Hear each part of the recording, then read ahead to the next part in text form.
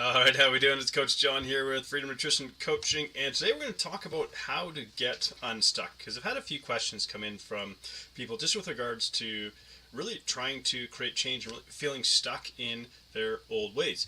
So before I dive into it quickly, I just want to share a couple things. Number one, if you find this helpful, or if you're wondering how can I take this and maybe apply this to my life, I'm kind of stuck trying to figure that out. I do offer anyone tuning in a chance to jump on a quick, free 15-minute chat with me. You can go to freedomnutrition.rocks, ROCKS, slash let's chat if you want to book a free 15-minute chat with me, and anywhere you're feeling stuck will help you get unstuck. I do have a free ebook called Crush Your Cravings, so you can go to freedomnutrition.rocks, again, .rocks, slash book, if you want to get a copy of that ebook, Crush Your Cravings. And I do have three, let's try that one more time, 3 free 7-day challenges, one's called End Emotional Eating, one is Fat Loss Fundamentals, and the third one is called Build Your Roadmap. You can access any of those 3 free 7-day challenges at freedomnutrition.rocks, ROCKS, slash 7-day challenge. All right. And so we're talking about how do I get unstuck, and really, ultimately it kind of boils down to just really creating positive change. So, and this comes from a question I had come in, because I do have questions come in sometimes through Messenger, through my email newsletter, and whatnot. And so this one came in, and I was just like, I just feel stuck. How do I get unstuck? And that's really, I think that's a good question, because feeling stuck is just that, right? It's a feeling. Now, the thing is that our feelings are very real, but they're not our circumstances. And I think it's really important to realize that. So our feelings are very real. They're valid because it's something that we feel, it's something the brain is telling us. However, they're not our circumstances. So I want to create a bit of differentiation there. And so very often what is making us feel stuck is this feeling of overwhelm. So when we look at change, we very often we're trying to look at the whole thing, the whole change that we're trying to accomplish. And I think this is where we get the most stuck, is my clients will tell you that the famous question I like to ask whenever they're feeling overwhelmed is, how do you eat an elephant? And the simple answer is one bite at a time. And so when we're feeling stuck, very often what it is we're being kind of pushed into this being frozen by how daunting the task that we're trying to accomplish it feels. It feels like it's a really big and almost impossible thing to tackle. And so that the sense of overwhelm kind of freezes us into inaction, and so that's the first thing to recognize is, hey, am I trying to swallow the elephant whole here? Is that what's going on? If I'm feeling stuck. And so really what we want to do is say, well, what is the simplest thing I could do just to get started? I'm maybe feeling overwhelmed about all of this, but we don't have to figure out step 17 before we've done step 1. We don't have to wait until we've got the whole thing mapped out before we start moving forward. And you don't need the 17th step. You don't need the 4th step. You really only need step 1, right? That's where you start, because remember, we're talking about feeling stuck. Feeling stuck means we're not moving somewhere, right? And it's too overwhelming to start thinking down the road and going, well, what happens if this, and what about this, and what happens if I do this, but then this happens, and so on. And we start creating this whole system or scenario of what ifs in our mind. And when we start doing that, that freezes us into inaction and has us feeling stuck. So what we want to do is we want to kind of let go of these what ifs, and if we can just focus on what is my next step, right? Because once you take your next step, here's the thing. Once you take your next step, you're in motion. You're no longer stuck. You're moving, right? You've taken that first step. And so really that's, at the heart of it, that's what we're saying here is all you got to do is get that first step in, and you're no longer stuck, instead of trying to solve the entire thing all at once. Because for most people, the change that we need to create, we're not just trying to undo like a couple of weeks of bad habits here. Sometimes we're even trying to undo a lifetime of bad habits. Maybe a lifetime of behavior patterns that don't serve us or support us. That takes time to create that level of change. And so, if you just get yourself overwhelmed before you even start, maybe we make peace with the fact that this is always going to be a process. There really isn't necessarily a 30-day fix or a 21-day fix or a 90-day fix or whatever. This is ultimately a lifelong process that we're embarking on when we start And so another thing I wanted to address here is this idea of self-talk and negative self-talk. So another thing that can keep us stuck is really actually feeling defeated before we start. And that one's a big one. Because so negative self-talk can be really, really challenging. It's something that I struggled with a lot in my past. And I want to offer a different perspective around negative self-talk that might surprise you. Because when we think about negative self-talk, what does it do? It stops us from taking action, right? Now, what if we saw negative self-talk in a different light? What if we saw it as our brain trying to protect us? Now, it might seem a little bit backwards or counterintuitive to think about it like this, but remember, primarily our brain wants to keep us safe. At the most sort of primal biological level, our brain is trying to keep us safe. And, I share this not to say that necessarily that negative self-talk is desirable or helpful, but if our brain can keep us in a familiar pattern, it's easier to keep us safe. It's something that's predictable as opposed to unpredictable. And so if we look at negative self-talk, like that it's actually our brain trying to keep us safe, maybe we don't get so frustrated with it. Now, when we reframe it like this, that, hey, this is my brain trying to protect me, but it's okay, I'm actually safe. This is when negative self-talk begins to lose its power. When we see it for what it is, it's something trying to hold us in place because change feels kind of scary to our brain. Our brain prefers the safety of familiarity. So then what can we actually do with negative self-talk? Well, you might find this, here's an exercise that you might find really interesting. And that is this idea of keeping like a negative thought journal. You don't necessarily have to write down every negative thought that comes into your head, but try this sometime. When a negative thought enters your head and you catch it, you start to find yourself becoming aware of this taking place. Write down that negative thought and kind of look at it on the paper and go, is that actually true? What evidence do I have that this is actually true? Because in our head, it can sort of run rampant and our brain can create all kinds of cognitive distortions. But once it's down on paper, it's not changing. It's sitting there right in front of us. And we go, okay, I froze this one thought in time. Now this is my brain's trying to tell me, is this actually true? And if you find yourself struggling with it, think, okay, what are some reasons that I could find to maybe prove this to be true? But then flip it on its head and say, what are some things I could do to prove this untrue? And not only that, step back and say, okay, what would my best friend, my spouse, my partner, my husband, my wife, what would they say about this? And so we take that thought that could maybe run rampant in our mind, we put it on paper, and we start to really question it and challenge it. Because remember, thoughts are not necessarily a guarantee of reality, right? Just think about this. Have you ever had a crazy dream? I'm sure most people who will watch or listen to this have had a crazy dream before. And you wake up and you're like, what on earth was that about? Where did that come? I got no idea. That came out of left field, kind of idea. And so thoughts are not necessarily a guarantee of reality. It's just something that our brain is processing at a given moment in time. And so we're allowed to challenge those thoughts that are in our head. We don't have to accept them as, infinite truth here. So the next point I wanted to touch on here with the kind of feeling stuck is this idea that I feel like I'm too busy. How do I find the time? This is one I hear quite a bit actually. Is this this idea? Well, how do I find time? So we can't change something that we're not aware of what we do. Now the thing is, every one of us, and it sounds cliche to say this, but every one of us has the same 24 hours in a day, right? So whether you're, the president of the U.S. or you're, someone living under a bridge, we all get the same sort of 24 hours.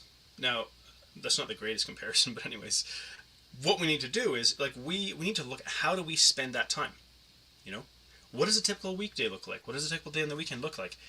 What happens is we pass a lot of time. So we live in the age of digital distraction, right?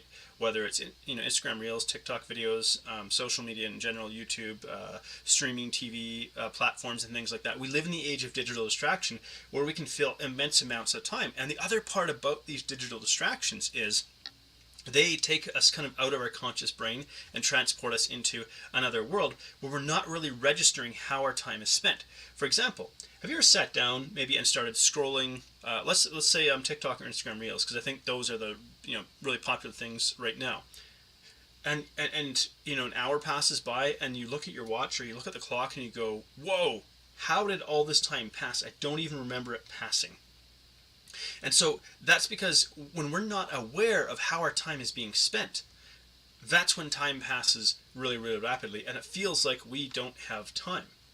And so we need to, if we're gonna tackle this, because we don't have the option of adding time to a day, right? 24 hour, that's it. That's what we get. So we can't add time to a day. So if we're going to change how we spend our time, the first thing we have to do is become aware of, well, how am I spending my time, right? And so I would say, just consider just track your time for a day or two. There's apps that can do this for you as well. I think one's called Toggle, for example. But I'm sure you could just go to the Apple Store or the Google Play Store and just find an app that tracks your time. And maybe every 15 or 30 minutes, it gives you a little reminder. Hey, what are you up to right now? And you track your time, because it's amazing what happens when we start to create awareness around this. So we can't change what we're not aware of. And ask yourself this question here, like, how much time do you feel like you need to spend on your health each day? Are you picturing needing to spend hours and hours of it? But the other side of that coin is, how much is it worth it for you to take some time away from something else you're doing and invest it in you? How much is it worth? What is your health worth? It's something that we so often take for granted, really, because until it's not there, until something happens. So we function at basically our most, what's the word I'm looking for here? Sort of default level, until something forces us to change, until we get to a place where we're so uncomfortable, or we're forced through maybe medical necessity to start creating change. So you want to take a step back and go, well, hang on a sec. What is it worth for me to actually change my health? And we could think about procrastination as well, but I'll leave procrastination for another time. That maybe I'll do a separate episode on procrastination, because I think that's a really, really interesting topic as well, because procrastination is not laziness. But maybe I'll leave that one there, because the last thing I wanted to touch on just really quickly here is this idea of, how do I change my mindset? Because that's another thing that can keep us stuck, right? And it's similar, but it's not the same thing as maybe like negative self-talk, for example. So I think it's helpful here to define, well, what are we talking about when we talk about mindset? In a nutshell, I think we could just call it like the attitude that you have about your life in general. For example, you could say, well, are you excited about your job, or do you dread having to go to work each day? How do you sort of frame your life? And so, again, with mindset and feeling like that's keeping us stuck, we have to kind of get curious about where we're presently at. That's whenever someone's trying to create change, I'm like, well, let's figure out how we got to where we're at right now. And so one of the things that my clients will hear me say very often, maybe anybody who talks to me about working with me, is this idea that compassionate awareness is the first step to change. So we got to figure out, how do we get to this place here? But when we look through the lens of compassion, we look at how we got to this place without judgment. So now we can start to understand, well, how did I get here, right? Because look, we live in a world that presents us with almost like nonstop negativity. Everywhere you look, whether it's on news or on social media, the ratio of negative to positive is badly skewed in the direction of negative. So if that's what we feed our brain all the time, now I'm not suggesting that we try to gloss over the difficult realities of life that we're currently experiencing with some sort of just fake positivity and a pithy sort of cliche like everything's going to be all right. But you want to look at, okay, in whatever circumstances you find yourself in, there is an element of choice here. So what am I feeding my brain? Because it's not impossible to escape from a negative mindset, but it does require some effort. And part of it is to consider, well, what am I feeding my brain? Because if you feed your brain constant negativity, that's the type of framing or perspective you're going to develop on life. So, each day is going to bring challenges and hardships and struggles. Like, there isn't really a time coming in life where we aren't going to be faced with these things. Yes, maybe we have some weekend days, some vacation days where life feels a little bit more relaxed, but ultimately, there isn't maybe a time coming in life where we aren't going to be faced with challenges, struggles, and hardships. That's the reality of life. So when we start from that perspective, okay, I know that, most of the time, like, it's pretty normal to be faced with struggles and hardships, it's a little bit easier to not get trapped in this negative mindset. So really, our attitude plays a really, really big role in terms of how we deal with this. So, but I want to give you something practical here as well, because this feeding on negativity, it's like a default thing that we do. Our brain also likes, I want to say likes, feeding on negativity, but really what it's doing is it's scanning for threats. And so you think about like social media and news media and whatnot, they prey on this by showing us negativity because it attracts it has a powerful pull for the very primal part of our brain that wants to keep us safe. Let me show you the threats. Let me show you the negativity, because it's going to hold your attention. Looking at a beautiful flower or a butterfly fluttering in the breeze or a bird chirping or the blue sky or things like that. All these beautiful natural scenes while they touch us when we look at that, and while we can appreciate that, it doesn't hold our attention the same way that negativity does. So we have to maybe look at, okay, what is feeding me negativity, and how much of this is optional, and how much can I get away with it? That's maybe the first step to really moving away from having a negative mindset, or one that's keeping you stuck. And so I would actually say, building on this, make a little bit of time each day for quiet, screen-free time. And it doesn't have to be a lot of time, but if you can just set aside a little bit of time each day, give yourself even a few minutes alone. Here's something I don't think many people do anymore: is sit alone in the quietness of your mind for like 2 minutes. And some people are already shuddering at that thought. Alone with my thoughts for like 2 minutes.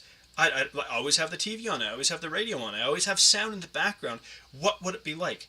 So if that feels like a really daunting thing because you've only ever had constant noise around you, it's like, start small. Start small. 2 minutes, 3 minutes, just alone with your thoughts for a couple of minutes. Give your brain a break from the stream of like nonstop stimulus. Pardon me. And it could be, you could do this like before everybody else wakes up if you happen to be an early riser. Or if you go to bed after other people go to bed, it could be just a few minutes before you go to bed. But really just, if you're pushed for time, it could be even just somewhere in your day, maybe in your busy work day, where you just take a minute even, right? And so just spending a couple of minutes kind of alone and away from screens and away from your brain being stimulated, particularly by negative things, can have a big impact on your mindset, especially if you find yourself in this place where you're feeling frustrated, overwhelmed, upset, angry, kind of on a regular basis. And so ultimately, I kind of want to wrap it up there. I actually ended up going a bit longer than I was planning for. I was thinking maybe 10 minutes. But anyways, I hope that you found this helpful. And if you have, please, if you're watching on the live stream, please feel free to leave a comment and say, hey, yeah, this was actually helpful. It gave me something to think about. And if there's other topics you'd like to hear on some of these live streams, please, again, feel free to feel. Let me try that again. I seem to be tripping over my tongue of late. Feel free to leave questions, leave comments, that kind of thing. So again, if you find yourself stuck and you're not really sure how you can do this yourself, and you'd like a bit of help, a different perspective in terms of getting unstuck, I do offer anybody tuning in, whether you're watching live or listening on the podcast, an opportunity to jump in a 15-minute chat with me. Here's where I feel stuck. Let me see if I can help you get unstuck. So you can go to freedomnutrition.rocks/let's chat. And free 15-minute chat with me. I'll help you get unstuck anywhere you're going. I think the best way for me to prove that I can help people is to actually help you. And so that's why I offer this for people. Again, maybe if you're struggling with food and cravings around food, Crush Your Cravings, you can get a copy of that ebook at freedomnutrition.rocks/book. And of course, 7-day challenges. And I think for this one here, where we're talking mostly about getting unstuck, my Build Your Roadmap challenge is probably a really great one for helping you to get unstuck. So you can go to freedomnutrition.rocks/7-day challenge, all one word, no spaces, and that'll give you a chance to do that 7-day challenge and help you to get unstuck. So that's it for me today. Hopefully you found this helpful, and we'll see you next time.